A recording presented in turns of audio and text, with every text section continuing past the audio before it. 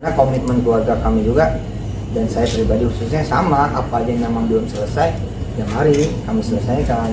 Kami nggak lari kok, mana aja yang memang belum beres ya mari kita sama-sama beresin. Babnya teman-teman yang merasa memang belum selesai dari kami ya babnya doain karena kami benar-benar punya komitmen apapun yang memang menjadi kekurangan ya bismillah gitu. Jadi sudah meninggal.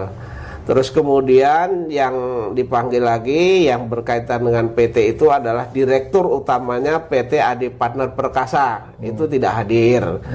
Kemudian direktur marketing PT Adi Partner Perkasa juga dipanggil tidak hadir.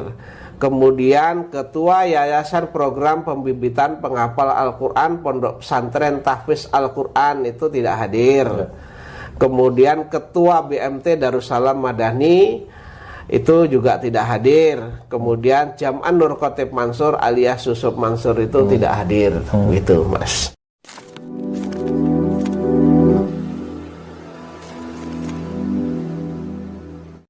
Assalamualaikum warahmatullahi wabarakatuh. Welcome back to my channel Tech Budi. Ya teman-teman, kita masih ngomongin tahun baru ya. Ini tentang Yusuf Mansur yang diucapin di tahun-tahun baru yang kemarin sih. Nah cuma karena sekarang sudah masuk tanggal 5, ya kita ngebahasnya tentang kasusnya. Nah ini ada hubungannya dengan ya obrolan Yusuf Mansur menurut saya, dimana masalah-masalah kasusnya yang belum selesai. Nah teman-teman, ini omongan Yusuf Mansur kurang lebih seperti ini ya. Nanti ada hubungannya dengan perkembangan kasus batubara yang dimiliki sama Yusuf Mansur.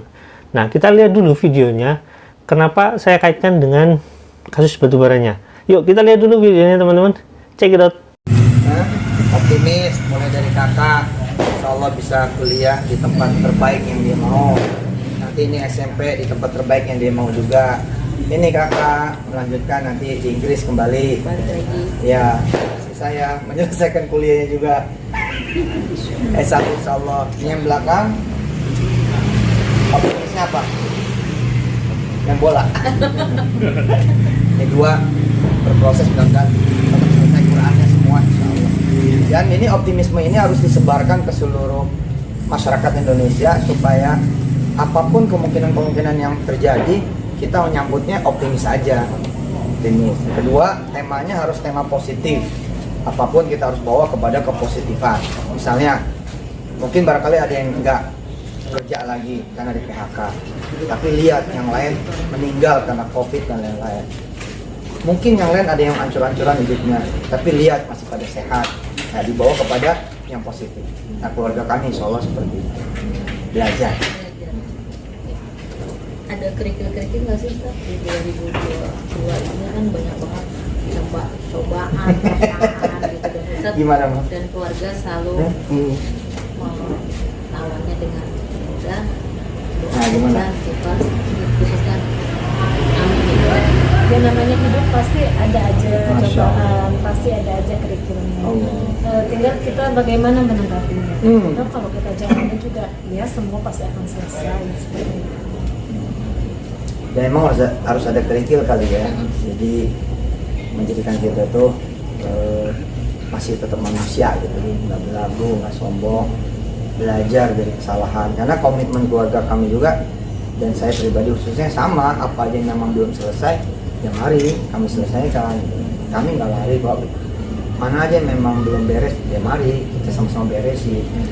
Babnya teman-teman yang merasa memang belum selesai dari kami ya babnya doain karena kami benar-benar punya komitmen apapun yang memang menjadi kekurangan ya bismillah gitu.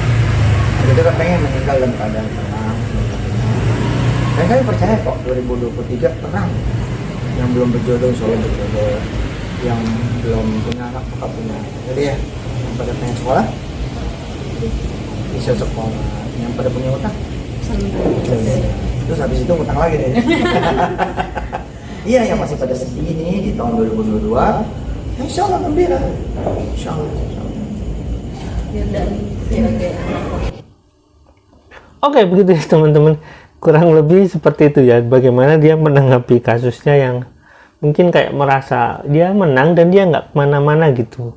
Tapi teman-teman, sebenarnya nggak sesimpel itu gitu. Jadi kasus yang misalkan seperti patungan usaha itu kan memang belum selesai. Kasus itu belum masuk pokok perkara karena dianggap PNO sebab-sebab yang penuhnya itu ada banyak faktor sebenarnya, dimana mungkin hal itu belum memenuhi unsur untuk gugatan. Jadi ada sesuatu misalkan seperti misalkan ya orang yang tergugatnya kurang atau bagaimana. Nah teman-teman, polisi itu terlepas daripada kasus-kasus yang seperti patungan usaha semacam tabung tanah atau hal-hal lain yang terkait dengan itu, tapi ini teman-teman ya, khusus untuk kasus batubara di sini. Nah kasus batubara ini sebelumnya dalam cerita Pak Jaya ini sebelumnya itu kan dia memberikan surat kepada kepolisian, di mana akhirnya kepolisian itu merespon surat tersebut dan melakukan pemanggilan kepada pihak-pihak terkait, baik itu yang memang menjadi korban atau menjadi semacam katanya ranger kayak itu, saya nggak tahu. Intinya bahwasanya dia itu salah satu bagian orang yang mengumpulkan uang kemudian diserahkan kepada pihak yang katanya ada kaitannya dengan koperasi dan ada juga dengan PT Adi Partner Perkasa. Nah, orang-orang yang dipanggil itu siapa saja dan bagaimana langkah selanjutnya dari pihak kepolisian di sini di wawancara ini di Jia TV ya, teman-teman bisa langsung lihat Jia TV itu bagaimana sih sebenarnya tindakan polisi selanjutnya. Nah, teman-teman, nanti saya akan jelaskan sedikit ya tentang kasus per kasus ini. Oke, kita lihat dulu teman-teman videonya ya. Yuk, check it out. Hari ini beberapa hari ke belakang ini saya mendapat SP2HP Mas. Jadi SP2HP itu adalah surat pemberitahuan perkembangan hasil penyidikan. Singkatannya itu SP2HP. Itu tanggal surat ini adalah tanggal 21 Desember 2022. Nomor suratnya adalah B/1006/12 Romawi /res titik 1-11/2022/DTPideksus ya. Jadi tindak pidana ekonomi dan khusus gitu. Dari SP2HP ini pihak yang berwajib itu telah memanggil 14 orang Mas. 14 orang. Kemudian 14 orang ini diantaranya 5 orang itu sudah hadir, tetapi yang 9 orang itu belum. Yang hadir itu adalah saya yang dipanggil, kemudian Insinyur Bima Catur Sakti hadir, kemudian Sutiono Nur Hadi hadir, kemudian Imam Prakoso hadir, kemudian Nur Samsu itu hadir. Yang tidak hadir di sini adalah Pak Aryono Ardi, itu tidak hadir, sudah dipanggil. Kemudian Khalid Said sudah dipanggil tidak hadir. Kemudian Yahu dipanggil tidak hadir. Kemudian kalau Insinyur Zahrul Anwar EB ini kan memang sudah meninggal. Jadi sudah meninggal. Terus kemudian yang dipanggil lagi yang berkaitan dengan PT itu adalah direktur utamanya PT Adi Partner Perkasa, itu tidak hadir. Kemudian direktur marketing PT Adi Partner Perkasa juga dipanggil tidak hadir. Kemudian ketua Yayasan Program Pembibitan Penghafal Al-Quran Pondok Pesantren Tahfiz Al-Quran itu tidak hadir. Kemudian ketua BMT Darussalam Madani itu juga tidak hadir. Kemudian Jam'an Nur Khotib Mansur alias Yusuf Mansur itu tidak hadir, gitu Mas. Sehingga dengan dengan adanya surat ini, saya kalau di dalam surat ini kan menyatakan bahwa perkara itu masih tetap akan ditindaklanjuti oleh Direktur Tindak Pidana Ekonomi dan Khusus. Kemudian saya memang kemarin juga menyambangi Mabes Polri untuk mempertanyakan tindak lanjut perkara ini. Dari penyidik sendiri mengatakan bahwa perkara ini masih tetap berjalan. Kemudian yang tidak hadir akan dipanggil kembali. Kalau nanti dipanggil kembali tidak hadir, kan ada mekanisme yang bisa ditempuh, Mas, gitu. Mekanisme apa saja, Pak? Ya mungkin kalau tidak hadir karena ini kepentingan negara, kan bisa juga dengan upaya paksa kan. Upaya gitu. paksa. Iya, karena ini kan kepentingan negara gitu.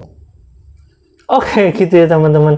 Kali ini masalahnya ya kalau misalkan masuk dalam penyelidikan kepolisian itu pidana. Beda lagi dengan kasus-kasus yang selama ini masuk ke ranah keperdataan, di mana bisa diwakilkan oleh pengacara, di mana Yusuf Mansur itu nggak pernah datang katanya di kasus itu, sehingga kemenangannya pun sebenarnya Yusuf Mansur nggak tahu sebenarnya alurnya seperti apa, mungkin dapat cerita dari pengacaranya saja. Nah teman-teman, dalam kasus pidana itu misalkan pemanggilan itu misalkan ya 2 kali, maka pemanggilan ketiga kalinya nggak hadir, maka akan dijemput paksa. Itu seperti itu. Dan ya surat pemberitahuan ini dari kepolisian bahwasanya sejauh mana proses kasus ini diolah sama kepolisian, diselidiki sama kepolisiannya, itu pemberitaan itu sebenarnya wajar dilakukan oleh kepolisian karena kewajiban kepolisian untuk melayani masyarakat. Nah, ketika kepolisian mengatakan bahwasanya menurut Pak Jaini di sini akan melakukan prosedur selanjutnya melalui panggilan berikutnya, tentu saja ini menjadi bagian-bagian yang memang Yusuf Mansur nggak bisa mengingkarinya, maksudnya nggak bisa lepas dan nggak datang gitu, karena ini adalah masuk dalam kewajiban warga negara yang memang harus dipenuhi secara pribadi, nggak bisa diwakilin sama pengacara. Kalaupun misalkan gitu didampingi sama pengacara itu nggak masalah, tapi harus datang. Nah itu dia, kalau misalkan sampai 3 kali nggak datang ya pasti jemput paksa lah. Itu seharusnya seperti itu yang kalau misalkan yang dikatakan Pak Jaini itu sesuai. Nah tapi bagaimana, tenang aja teman-teman, kalaupun misalkan ke proses itu misalkan masih sifatnya penyidikan biasa, ya nanti akan ada proses-proses selanjutnya dari teman-teman batubara. Dan itu akan menjadi langkah-langkah yang mungkin akan sangat menekan pihak Yusuf Mansur. Saya yakin itu teman-teman batubara itu akan memproses itu. Oke, teman-teman, bukan teman-teman batubara ya, teman-teman investor batubara daripada PT Adi Partners Prakasa tersebut.